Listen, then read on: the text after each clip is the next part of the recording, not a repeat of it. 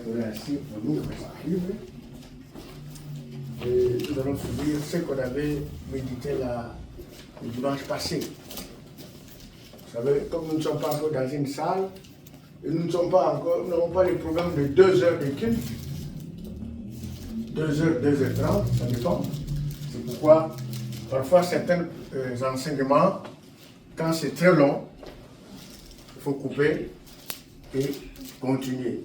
Même dans de grandes églises où on prie pendant 2 heures ou 2h30, il y a des enseignements, on peut commencer et puis on entrecoupe selon la teneur, selon le message, selon l'importance, le contenu du message, selon les révélations qui sont dans cette parole, dans ce message.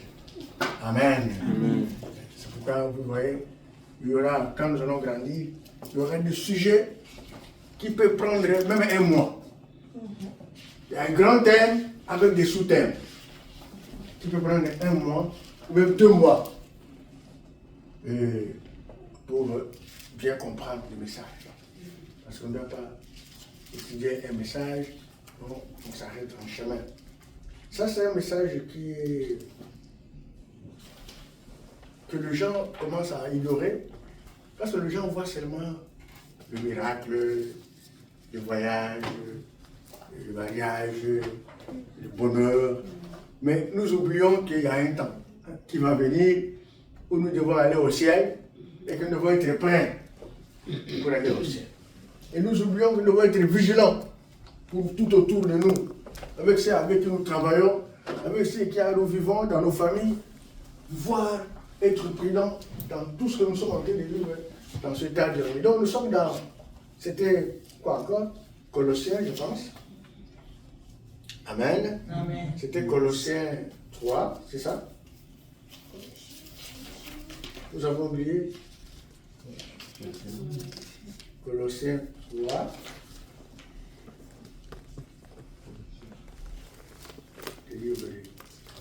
C'est Colossiens? 2 Timothée. Voilà. 2 Timothée 3. Nous sommes partis du premier verset au 5e verset. 2 Timothée 3. Du premier au 5e verset. Voilà. On se met debout.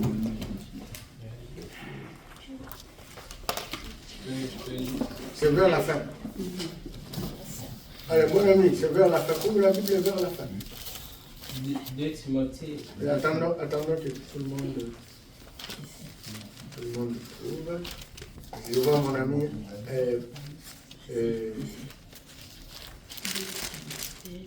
Mon ami avec sa voix là-bas, en train de se battre. Voilà.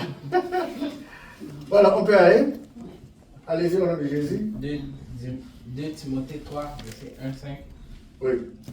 Sache que dans les derniers jours, il y aura des temps difficiles, car les hommes seront égoïstes, amis de l'argent, fanfarons, hautains, blasphémateurs, rebelles à leurs parents, ingrats, irréligieux, insensibles, déloyaux, calomniateurs, intempérants, cruels, ennemis des gens de bien, traîtres, emportés, enflés d'orgueil, aimant le plaisir plus que Dieu, ayant l'apparence de la piété, mais reniant ce qui en fait la force.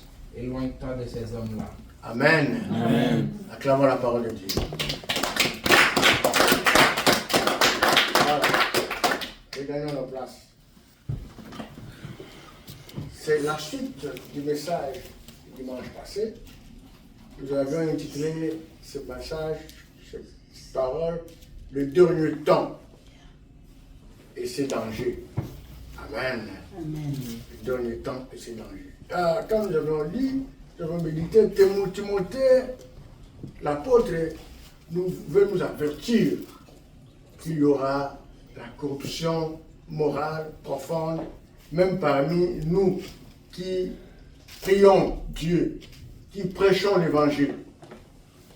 Et comme nous avons médité cela, vous allez vous rendre compte qu'il y a beaucoup d'éléments, beaucoup de vices qui s'y trouvent, ou pour la déclarer, que nous qui sommes chrétiens devons nous détourner de cela.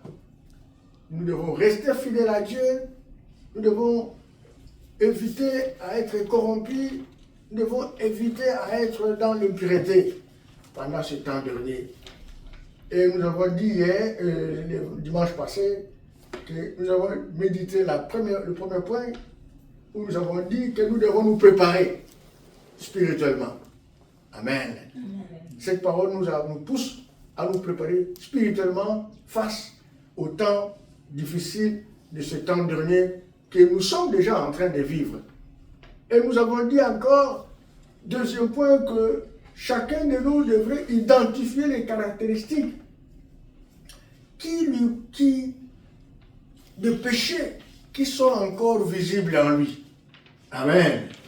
Identifier les caractéristiques de péché qui sont encore visibles dans ta vie, dans ton comportement, dans ton agissement, dans ta façon de vivre, de marcher, afin de s'en débarrasser pendant ce temps. Parce que nous ne savons pas quand Jésus peut venir nous surprendre. Demain, matin, soir, on ne sait pas. Nous devons être toujours prêts. Et nous avons dit aussi de faire attention sur la perte de valeur fondamentale que les gens ont transformé le mal au bien. Amen. Donc les gens ont transformé le mal au bien. Donc les gens ont oublié la valeur fondamentale et les ont remplacés par les mal que nous avons énumérés dans ce passage. Et aujourd'hui, nous allons partir au verset 5. Qu'est-ce qui est écrit là-bas? Dans le verset 5, il est écrit « Ayant l'apparence de la piété, mais reniant ce qui en fait la force. » Amen. Ce qui en fait la force. Timothée nous dit aujourd'hui que beaucoup de gens ont l'apparence de piété. Donc, quatrième point, l'apparence. Quatrième point, nous allons parler de l'apparence. Beaucoup de gens aujourd'hui, ils ont l'apparence de la piété. Cela veut dire l'apparence d'une personne qui prie Dieu, qui est sérieux, qui marche dans la crainte de Dieu. Mais en réalité, ils ne le sont pas. Amen. Donc, nous devons savoir que l'apparence de la piété est très dangereuse. Très, très dangereuse par rapport à une personne qui avoue ses erreurs, qui avoue ses péchés, qui avoue ses fautes, mais qui fait un effort pour changer par rapport à celui qui apparaît meilleur alors qu'en réalité il ne l'est pas. Ça c'est très très dangereux. C'est pourquoi Paul nous dit, il faut éviter d'apparaître, avoir l'apparence spirituelle, sans être transformé intérieurement. Or, c'est ce que nous sommes en train de vivre ici. Beaucoup de gens apparaissent spirituellement sains. Ils apparaissent, donc ils manifestent l'apparence d'être vraiment meilleurs, alors ils ne sont jamais transformés profondément dans leur intérieur. Nous le voyons. Certains même semblent être pieux extérieurement. Ils veulent que les gens leur voient qu'ils sont corrects par rapport aux autres. Ils se disent même, ah, vous êtes des pécheurs. Nous, on ne fait pas. Nous, on ne fait pas ceci. On ne fait pas cela. D'une manière apparente. Mais leur cœur est éloigné de Dieu. Leur cœur est rempli de la méchanceté. Ce sont ces gens-là que Paul est en train de nous rappeler aujourd'hui. Regardez, beaucoup de gens aujourd'hui, vous allez voir, ils se privent même de soigner leur corps. Ils se privent même de bien s'habiller. Ils se privent même de bien se mettre en bon état pour dire que non, dans notre église, dans notre religion, si on fait ça, c'est un péché. Mais entre-temps, qu'est-ce qu'ils montrent? Ils montrent l'aspect extérieur, qu'ils sont corrects. Mais est-ce que Dieu a besoin de l'aspect extérieur? Non. Dieu a besoin de quoi? De cœur. Amen. Amen. Voilà pourquoi je vais vous dire des choses que les gens confondent. Ils prêchent même, ils interprètent très mal l'évangile. C'est pourquoi il y a la confusion chez beaucoup de prophètes, chez beaucoup de pasteurs, parce qu'ils interprètent mal la parole de Dieu. Je vais vous demander de prendre le livre de 2 Timothée, 1 Timothée, le verset 2, chapitre 2, plutôt le verset 9. Non, 1 Timothée, chapitre 2, le verset 9. Ma sœur, écoutez bien cette parole-là, parce que les gens font des confusions. 1 Timothée 2, verset 9. Regarde ce qu'il est écrit. Je veux aussi que les femmes, vêtues d'une manière décente, avec pudeur et modestie, ne séparent ni de tresses, ni d'or, ni de perles, ni d'habits somptueux. Amen. Amen. Comprenez bien ça. Parce qu'il y a beaucoup de gens qui croient que quand il met des tresses, quand il met des habits, il met de l'or dans son corps, il met des perles, c'est un péché. Mais ici, si ces éléments-là sont des péchés, alors pourquoi il porte les habits? Amen. Amen. Parce qu'ici, on interdit sur les habits, non? On n'a pas parlé seulement des tresses. On dit, ne sépare ni des tresses, ni d'or, ni de perles, ni d'habits somptueux. Donc, il faut aussi rester nu. Parce qu'il faut mettre des tresses, il ne faut pas mettre de l'or, il ne faut pas mettre des perles. Donc, les habits aussi sont cités. Amen. Amen. Donc, c'est ça. Les gens veulent croire que quand on ne met pas d'habits, de tout ça là, donc là, on est pieux. Là, on est saint. Non. Ici, Dieu ne dit pas ça. Dieu dit que, regarde ce que Dieu dit, que les femmes soient vêtues d'une manière décente. Tu peux mettre tes habits, tu peux mettre de l'or, tu peux mettre des tresses, mais que ça soit comment? Décent. Ça ne soit pas l'occasion de chute pour quelqu'un. Amen. Comprenez bien ça. Et il dit encore décent, avec pudeur. C'est avec pudeur, donc tu t'habilles correctement, proprement. Ne fais pas des choses qui puissent attirer les gens d'une manière négative.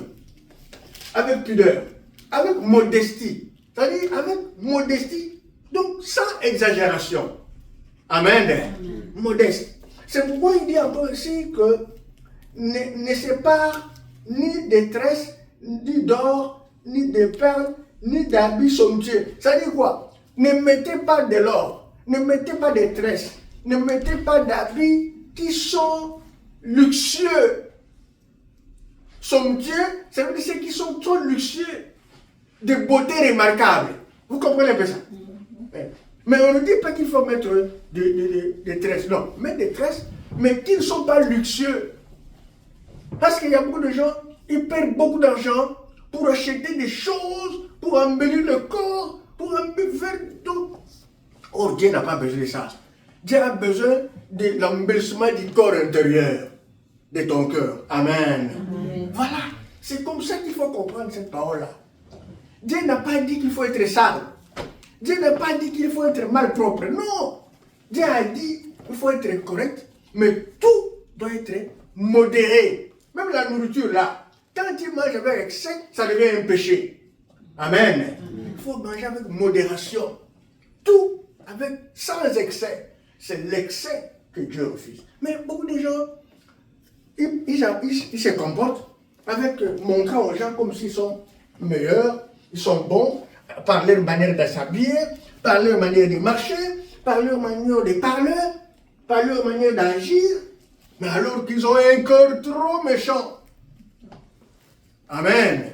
Donc Dieu a besoin du cœur. Et même quand on parle de foi, je voulais parler de ça. Quand vous prenez la Bible, parce qu'il faut que vous puissiez expliquer aux gens. Les gens qui, quand tu vois une personne te dire, ah, toi tu as mis le vernis, c'est un péché. Tu as mis Non, attention. Nous devons comprendre la parole de Dieu. On ne doit pas tomber seulement comme ça. Quelqu'un te dit, toi aussi, tu te laisses partir. Non. D'abord, Dieu dit quelque part, tout est bon, mais tout n'est pas utile. C'est à toi de voir ce que tu peux faire pour que ça ne soit pas l'occasion de chute pour quelqu'un. C'est ça qui est interdit. Mais ce n'est pas l'apparence pour tromper les gens. Regardez, en ce qui concerne ce qui est de chevet. Parce qu'on vous trompe, surtout vous les femmes, on vous maltraite dans la route. Ah voilà, dans vos églises, vous faites ceci, vous faites cela. Regardez la vérité. Tout homme qui prie ou qui prophétise, la tête couverte déshonore son chef. Donc nous les hommes, nous ne pouvons pas couvrir notre tête quand nous prions, quand nous prêchons, quand nous adorons le Seigneur. Amen. Amen. Écoutez, ce qui est écrit ici à la suite. On continue. Verset 5. Toute femme, au contraire, qui prie et qui prophétise, la tête non voilée, déshonore son chef. C'est comme si elle était rasée. Regardez le verset 13. Il est écrit, jugez-en vous-même. Est-il convenable qu'une femme prie Dieu sans être voilée? Amen. On dit lorsqu'il faut prier, ou bien il faut prophétiser. Nous sommes dans 1 Corinthiens 11, versets 4 à 5, et puis le verset 13. 1 Corinthiens 11, du verset 4 au verset 5, et puis vous sautez le verset 13. Vous pouvez écrire pour revoir ça déjà. 11, le verset 4 à 5, et puis le verset 13. Regardez, qu'est-ce qu'on doit comprendre ici? Ici, c'est clair. Cela veut dire, on ne doit pas prier, la femme ne doit pas prier, ou bien prophétiser la tête non voilée. Amen. Mais on n'a pas dit que la femme doit se promener toute la journée, la tête voilée. C'est bien précisé. C'est pour prier et c'est pour prêcher l'évangile. Que la femme doit voiler sa tête. C'est clair. Quand tu pries même dans ta chambre, tu prends quelque chose, tu couvres ta tête, tu pries Dieu. En public, ici là on parlait en public. En public aussi, tu couvres ta tête. Et même un petit mouchoir, même un petit flanc, tu couvres ta tête. Mais aujourd'hui, qu'est-ce que les gens font? Ils se promènent toute la journée. Voiler la tête pour faire voir aux gens que lui prie, les autres ne prient pas. Ça, c'est l'apparence. C'est dangereux. Et vous allez voir la plupart de ces gens-là, de ces femmes-là, qui ont les têtes voilées toute la journée. Ce sont eux qui font des crimes dans ce monde. Ce sont eux qui font des choses compliquées. Méchanceté terrible. J'ai un exemple. Une femme, toujours la tête voilée. Toujours. Toujours la tête voilée. Les robes jusque par terre, comme si il était en train de... Partout, il passe même, il peut balayer la cour. Non, cette femme-là,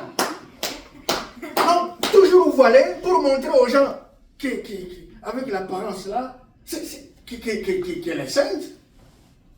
Mais c'est elle qui était à la base de détruire le travail de son collègue, de sa collègue femme comme elle, ici même au Canada.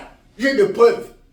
Et au milieu de Blanche, elle va se comporter avec de Blanche pour détruire le travail de sa sœur qui est venue avec elle en Afrique. Mais entre-temps, tout le temps, alléluia, shalom, mon amour, mon Dieu, mon roi, partout, avec des musiques dans les oreilles, partout, il court avec des chansons de louange, pour faire voir aux gens que lui connaissait Dieu. Alors que dans le fond, il a joué un jeu pour détruire le travail de sa sœur. En quoi maintenant? Et sa piété, en quel niveau? C'est pourquoi j'insiste.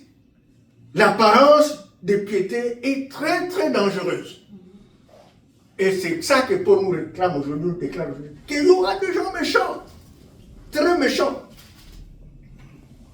C'est pourquoi, si j'ai insisté sur ça, c'est pour vous dire que ce n'est pas ce que les gens montrent aux gens qui est réel. Dieu voit le cœur. Attention aussi aux faux chrétiens et aux faux prophètes qui peuvent nous séduire, nous tromper par des paroles, par des actions, par des attitudes. Ils sont nombreux. Par les attitudes, tu les vois avec une bonne attitude, des bonnes paroles, mais dans son cœur, c'est un loup, un méchant. Amen. Amen. Très, très attention. Regarde, Dieu a dit ça dans Matthieu 7, c'est Jésus-Christ lui-même qui a dit.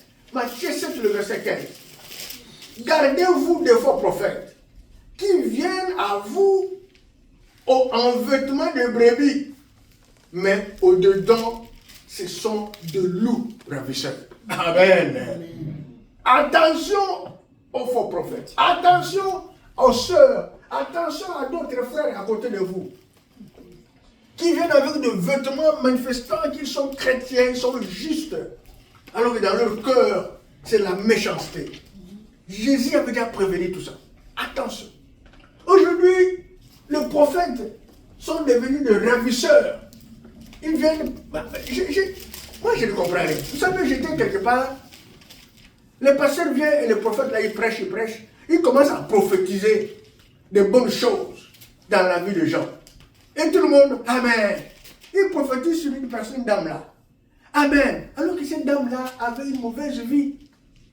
Cette dame-là était une prostitueuse. On la connaissait dans la rue. Ce qu'elle faisait, tout le monde la connaissait.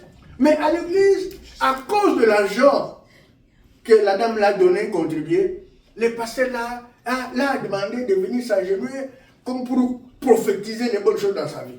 Mais est-ce que cette femme-là avait déjà confessé ce qu'elle faisait? Est-ce qu'elle avait déjà abandonné ce qu'elle faisait? Maintenant, comment ces prophéties-là vont se réaliser dans sa vie? Vous comprenez la confusion? Les gens ne comprenaient pas. Et maintenant, le prophète là, au lieu de pousser d'abord la dame à se convertir, le prophète voit l'argent que la dame lui donne. Et il prie, il prophétise. Mais mon frère, ça ne va pas se réaliser. Ce qu'il prophétise, ça ne peut pas se réaliser aussi longtemps que toi-même, tu n'es pas dans la sainteté. Amen. Amen. Même si tu vois une prophétie se réaliser à une telle personne, même le diable aussi bénit. Amen. Amen. Ne vous trompez pas. Le diable bénit. La Bible dit, le diable, c'est un ange. Et il vient comme un ange de lumière. Pour bénir aussi. Il y a des bénédictions qui viennent de Satan. Mais il y a beaucoup de gens que nous voyons aussi, qui sont riches même en Afrique, mais qui ont la richesse du monde des ténèbres. Mais qui viennent témoigner aussi à l'église, j'ai été béni. Béni par le diable. Et tout le monde applaudit. Oh non de Jésus. Oh, Amen. Amen. Donc, faisons très très attention. Très attention. Même Timothée, Tite, le chapitre 1er, le verset 16, il a dit ceci. Ils font profession de connaître Dieu, mais ils le renient par leurs œuvres, étant abominables, rebelles et incapables d'aucune bonne œuvre. Amen. Amen. Beaucoup de gens, ils viennent avec l'apparence de bonnes personnes, mais ils sont des rebelles. Ils font comme si ils connaissaient Dieu. Ils font la profession de connaître Dieu. Ils apparaissent comme les gens qui connaissent mieux Dieu.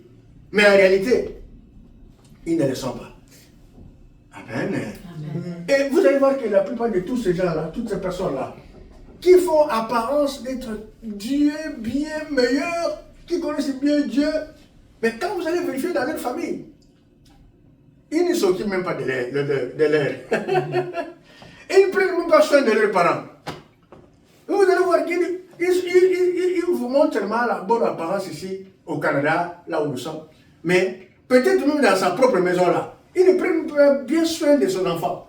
Même pas bien soin de ses cousins ou de ses paquis. Peut-être aussi ils ne s'entendent même pas bien. Mais ils veulent seulement faire apparaître devant le public pour que les gens le craignent. Or, les gens peuvent voir ton apparence là, mais c'est Dieu qui a besoin de voir ce que tu es. Parce que ce ne sont pas les gens qui vont te juger. Le seul n'est pas entre les mains des hommes. Le seul est entre les mains de qui? De Dieu. Amen. Amen. Donc, c'est pourquoi j'attire notre attention. Cherchons des relations authentiques avec Dieu. Très important. Cherchons de vraies relations authentiques avec Dieu. Ne nous contentons pas de la religion extérieure. Hein? La religion extérieure, même Jésus avait dit aux pharisiens, vous êtes de farceurs. Hein? Vous avez laissé vos parents là-bas affamés, vous prenez la dîme, vous venez donner à l'église. Pourquoi? Parce que vous voulez respecter la loi alors que vos parents sont affamés, vous les négligez. Ça c'est être religieux. C'est ça la religion. Une religion extérieure. Protégeons-nous dans ces derniers jours. Amen. Comment nous allons nous protéger dans ces derniers jours? Par la méditation quotidienne de la parole de Dieu. Méditons la parole de Dieu chaque jour pour ne pas tomber dans l'erreur pendant ce dernier temps. Nous devons toujours prier et puis avoir l'esprit de discernement tout autour de nous. Bien discerner les choses. Ne soyons pas comme ce que Paul vient de nous avertir maintenant. Nous devons cultiver l'humilité. Nous devons cultiver la gratitude. Nous devons cultiver l'obéissance envers Dieu, envers nos parents, envers nos supérieurs, envers nos superviseurs, envers nos autorités. Amen. Nous devons cultiver ça. L'humilité, soyons humbles, obéissants.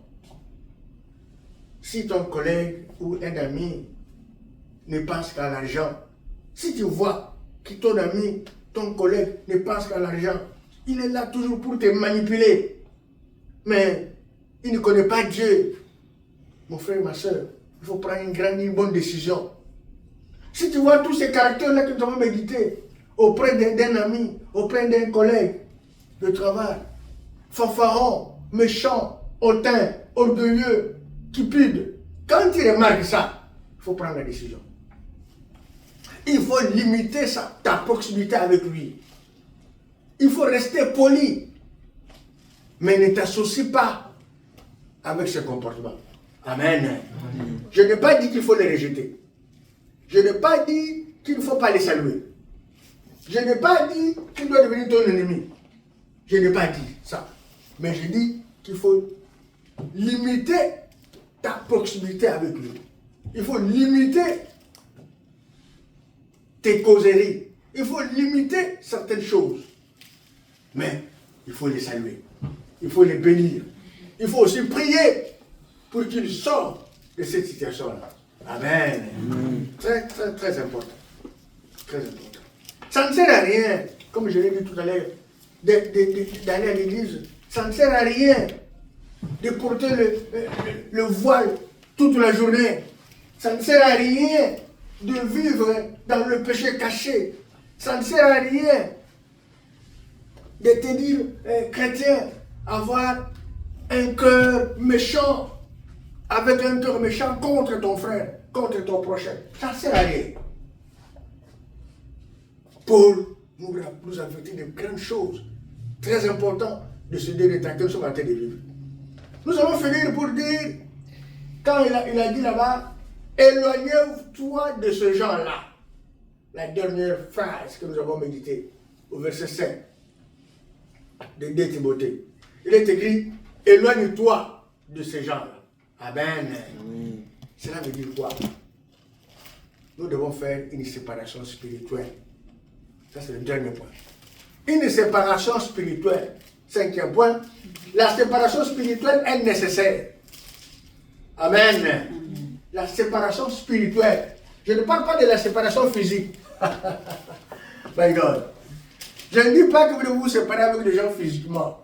Je ne dis pas que vous devez plus saluer les gens. Je ne dis pas que vous n'allez plus marcher avec les gens comme les autres là, qui apparaissent comme s'ils étaient saints. Ils refusent les autres. Même pour fêter la fête des mères, là, ils disent que c'est pour les païens. Ça n'a pas de sens. La maman là qui t'a mis au monde ce jour-là, qui était en train de souffrir, maintenant quand tu es né, la maman se réjouit. Il dit, oh mon bébé, maman a oublié sa douleur. Cette joie-là que la maman a eue, maman t'a gardé, maman t'a fait grandir jusqu'à aujourd'hui. Même pas un seul jour de reconnaître maman, d'être content de sa réjouissance. Ça devient un péché? Est-ce que c'est sérieux ça? Est-ce que ça a à voir? Quel rapport il y en a de fêter, de se réjouir de ta maman? Quel rapport y a-t-il avec la Bible, avec l'évangile? Il n'y en a pas. Amen. Amen. Non, mais non, examinons-nous nous-mêmes. Examinons. Maman qui t'a mis au monde, tu peux rester un jour, tu dis, maman, vraiment bonne fête. Je suis content de m'avoir mis au monde. Voilà un petit cadeau. Aujourd'hui, c'est ton jour. Hein? Réjouis-toi. En quoi ça devient un péché? En quoi ça devient un péché de païen? En quoi? Même Élisabeth qui était vieille, quand elle a eu la grossesse, elle a tressailli de joie. Et elle était très contente, dit, ah, Moi, Dieu m'a visité même dans ma vieillesse. Oh my God, c'était la joie. Mais si elle s'est réjouie d'avoir été visitée dans la vieillesse, à fortiori l'enfant qui est né, ne pourrait-il pas se réjouir de sa mère qu'il a mis au monde, qu'il a gardé pendant 9 mois? Et en quoi c'est péché? À quel niveau? Amen. Amen. Donc, on doit séparer la religion ou les choses spirituelles à la réalité de la vie. Tu ne dois pas faire des confusions comme ça. Tout devient péché. Ça n'a pas de sens. Même dans l'Ancien Testament, il y avait beaucoup de fêtes, non? Que les enfants désiraient fêter. C'était péché. Ce n'est pas Dieu qui avait recommandé ces fêtes-là. C'est Dieu qui a recommandé. Il y en avait beaucoup en dehors de la Pâque que nous aimons beaucoup. Mais il y avait beaucoup de péchés, plutôt beaucoup de fêtes où les gens devaient se réjouir. Ne considérons pas tout péché, sinon ça devient dangereux. Amen. Ça devient dangereux. Vous savez, dans ma langue, on dit, il ne faut pas toujours dire ngai, ngai, ngai. Il ne faut pas dire toujours moi, moi, moi. Quand tu dis ngai, ngai, c'est moi qui connais, c'est moi qui sais, tout ça c'est bon, ce n'est pas bon, ce que vous faites là. Ngai, ngai, tu vas devenir ngai, ngai. Ah ouais. Quand tu dis toujours que ngai, ngai, ngai, toi-même maintenant tu vas devenir ngai, ngai. Amen. Ça, là, je vais vous expliquer plus tard. Donc, toutes les relations ne sont pas bénéfiques spirituellement. Amen. Amen. Toutes les relations là que nous avons là ne sont pas bénéfiques spirituellement. Ça peut être bénéfique sur le plan professionnel. Les relations avec nos collègues, avec nos frères, c'est bon, ce n'est pas mauvais. Sur le plan professionnel, sur le plan amical, mais sur le plan spirituel, ce n'est pas nécessairement bénéfique. Amen. Amen.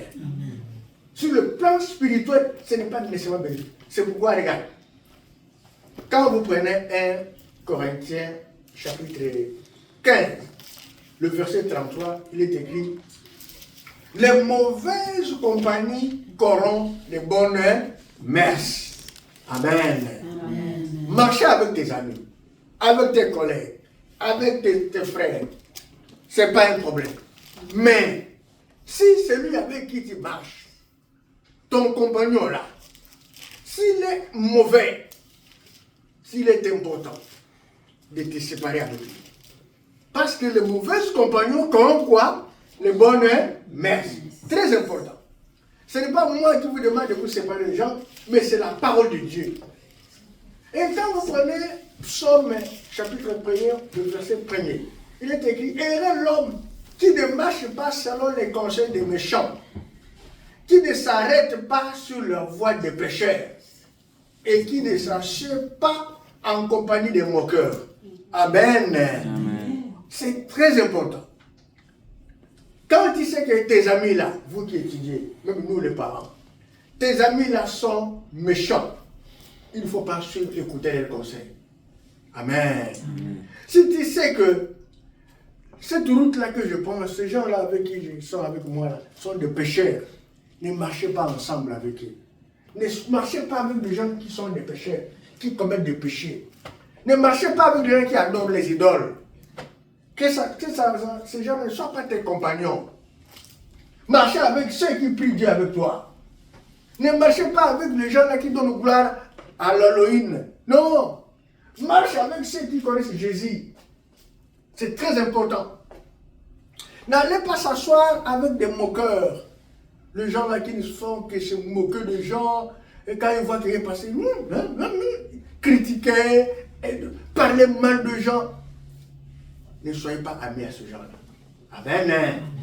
Nous les chrétiens, nous devons discerner et nous séparer des mauvaises fréquentations. Il faut bien discerner.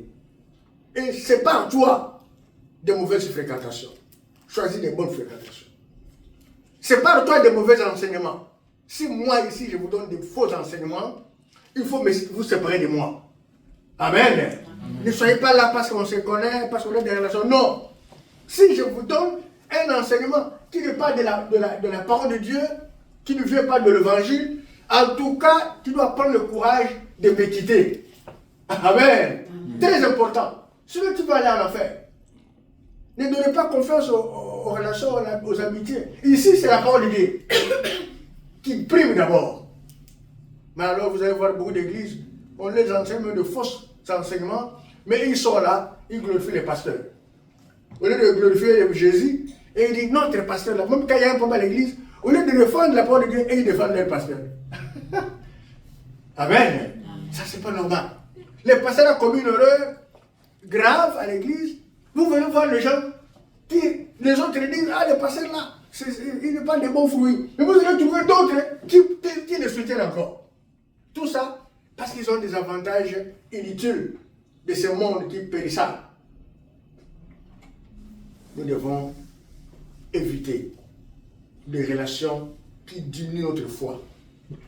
Amen. Amen. Ne marchez pas avec des gens qui diminuent. Choisis bien nos fréquentations. Évitons les influences toxiques. Évitons, quand tu sais que cette personne a une influence toxique à toi, il faut éviter cette personne-là. Les amis. Évitez les amis avec qui vous fréquentez, qui ont une influence toxique. Vous voyez les gens qui ont fait des décorations dans le corps, là. Ils ont mis le dessin de serpent dans le corps. Toi, tu deviens son ami. Ça n'a pas de sens. Vous connaissez quel est l'esprit qui l'anime? C'est cet esprit de serpent-là qui l'a mis dans son corps, qui anime. C'est lui qui met des décorations, qui met des choses dans le corps. C'est le démon de ces corps, de ces esprits-là, qui habite en lui. Donc, vous devez vous éloigner de ce genre de personnes. Amen. Amen. Éloignement spirituel veut dire, nous devons réduire les interactions avec ceux qui ont des mauvais comportements. Réduire les interactions. Je ne dis pas de les fuir. Je dis qu'il faut réduire les interactions. Ne causez pas trop avec des gens qui savent qu'ils ont un mauvais comportement. Il faut causer en bref. Pas longtemps. Ne restez pas longtemps. Parce qu'il va te contaminer. Les transferts d'esprit. Amen. Amen. Va te contaminer. Évitez les médias sociaux qui encouragent le péché. Vous qui prenez tout le temps les téléphones, TikTok, oh, je ne sais pas quoi, Facebook. Quand tu vois ce que tu vois, ça te pousse au péché, il faut arrêter ça. Amen. Amen. Il faut arrêter ça. Attention. Arrêtez ces choses-là. Très important. Donc, je donne un exemple. Nous avons un groupe d'amis. Même un frère de famille qui te pousse à des péchés. Non, non, non. Il faut l'éviter. Nous devons nous méfier des amis, des groupes d'amis, même des frères, qui ne sont là, même des membres de famille, qui ne sont là que pour critiquer tout le temps. Même si tu lui fais du bien, ils savent critiquer constamment. Les gens qui sont trop ingrats. Je ne dis pas de les refuser. Je ne dis pas de se séparer d'eux. Je ne dis pas de le rejeter. Mais je dis qu'il faut se méfier d'eux. Amen. Se méfier, ça veut dire qu'il faut avoir des réserves avec ce genre de personnes. Mais je ne dis pas qu'il faut les rejeter. Je ne dis pas qu'il faut les haïr. Amen. Amen. Mais se méfier. Parce que les jours sont comment? Hein? Mauvais. Les temps sont comment? Très mauvais. Faisons très attention. Je conclue pour dire, faisons très attention à ces derniers temps qui sont marqués par la corruption intérieure dans la vie du grand nombre de personnes qui sont avec nous. Nous devons faire attention, c'est un danger spirituel, un danger principal spirituel que nous devons éviter. Que nos cœurs ne soient pas transformés par le péché. Amen. Amen. Évitons l'apparence religieuse sans transformation réelle de nos cœurs. C'est un piège. C'est un grand piège. Dieu cherche de cœurs transformés, purs, séparés du mal. C'est ce que Dieu est en train de chercher pour nous dans ces derniers temps. De cœurs transformés, de cœurs purs, de cœurs séparés du mal. C'est pourquoi il est écrit dans Hébreux 12, le verset 14, recherchez la paix avec tous et la sanctification, sans laquelle personne ne verra le Seigneur. Amen. Acclamons le Seigneur.